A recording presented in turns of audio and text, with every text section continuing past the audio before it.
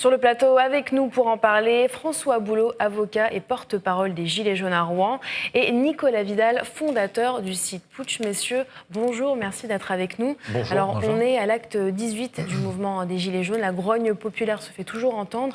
Quel est l'enjeu de cet acte qui serait peut-être décisif, car il a été juste après la fin du grand débat national?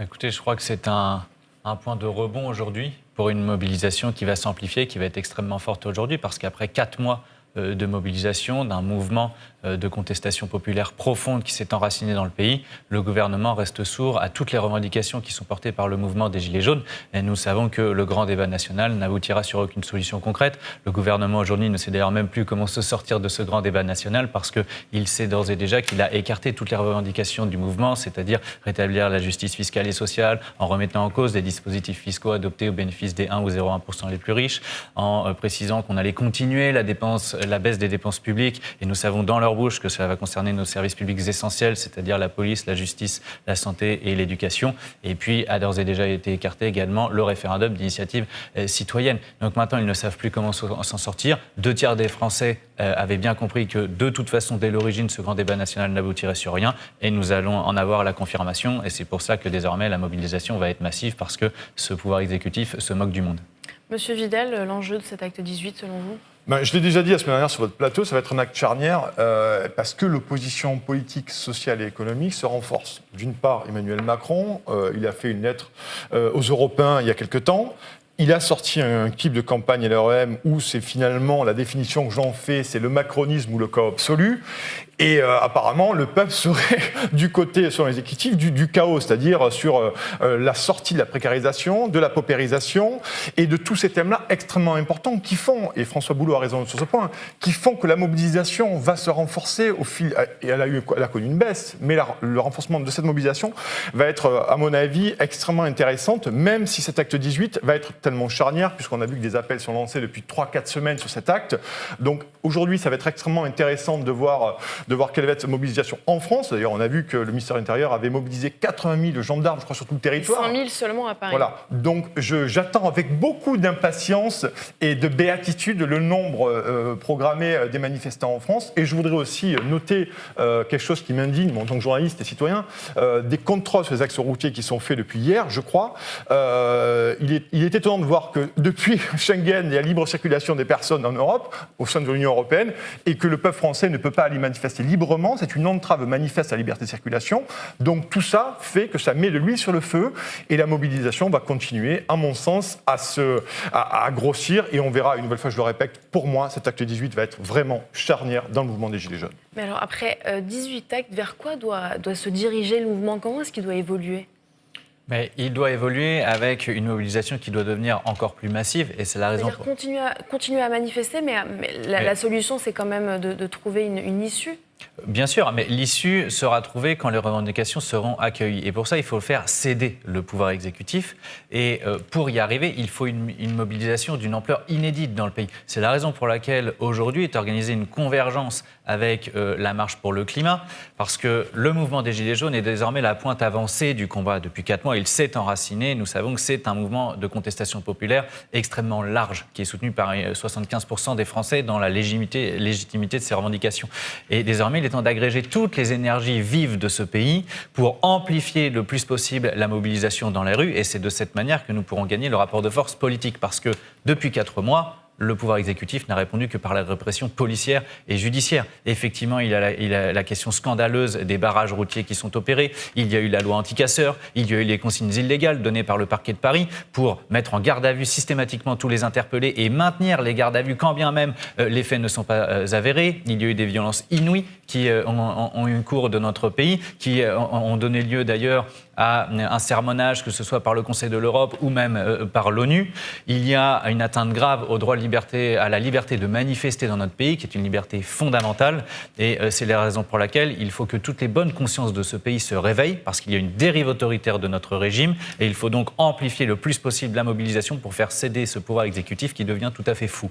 M. Vidal, sur le mouvement. On est à un point de bascule parce que depuis longtemps, et dans le grand débat, moi je suis assez outré que la question de l'Union européenne soit totalement éludé. C'est-à-dire que l'Europe s'est construite à l'abri des peuples totalement. Et bien entendu, aujourd'hui, les Gilets jaunes, c'est le retour de boomerang. On parlerait du traité de 2005, de ce traité constitutionnel qui a été ratifié, rappelons-le, par le Parlement le 14 janvier 2008. Donc aujourd'hui, le mouvement des Gilets jaunes, c'est le retour de bâton de ces violations des droits démocratiques les plus absolus. Et car le peuple n'a ni raison ni tort, en fait, il décide. C'est toute l'alchimie de la souveraineté qui est aujourd'hui niée par Emmanuel Macron.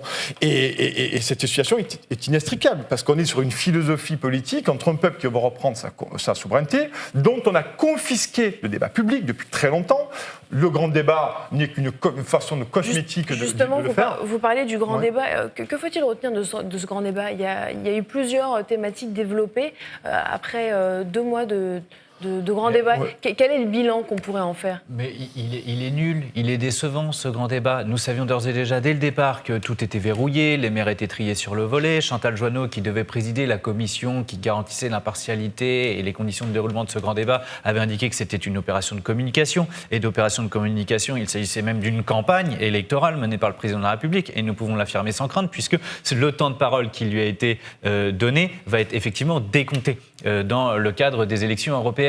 Et on nous a vu donc chanter la divine parole pendant 6 ou 7 heures du grand débat national. En fait, M. Macron, comme d'habitude, il a beaucoup parlé, mais il n'écoute rien ni personne. Et c'est tout le problème. Mais comment est-ce qu'on explique qu'après 18 actes, le président n'entend pas encore ces revendications ?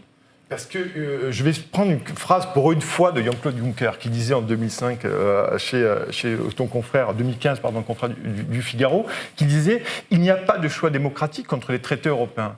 Que voulez-vous que donne le grand débat dans cette optique politique et économique ? Il ne peut pas y avoir de grand débat, parce que je le répète une nouvelle fois, la question de l'Union européenne n'a pas été abordée. Et je suis assez d'accord avec François Boulot, dans le sens où ce grand débat a été cornaqué. Je l'avais déjà dit ici, pour moi ça a été une fanfaronnade démocratique. Les émers étaient choisis par les préfets, le grand ordonnateur a été ministre Lecornu. Donc à partir du moment où les questions sont choisies, que les maires sont sélectionnés sur le volet, qu'est-ce que vous voulez que ça donne ? Ça ne donnera rien, parce qu'on est effectivement la peur de la sortie, même de ce grand débat, est en train de faire vraiment peur à l'exécutif qui ne sait pas du tout comment s'en sortir, et je suis assez d'accord avec vous.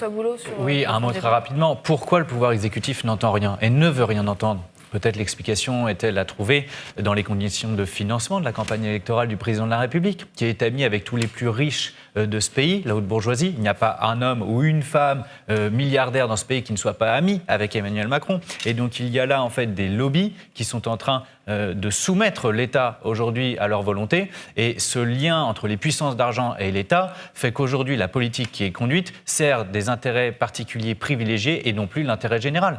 Et nous en avons eu d'ailleurs la confirmation. Il y a des conflits d'intérêts selon vous ? Mais évidemment qu'il y a des conflits d'intérêts, ne serait-ce parce qu'il y a du pantouflage et que vous avez, par exemple, des inspecteurs des finances qui passent du privé au public. Le président de la République en est le meilleur exemple. Et vous avez également eu cette semaine la privatisation des aéroports de Paris.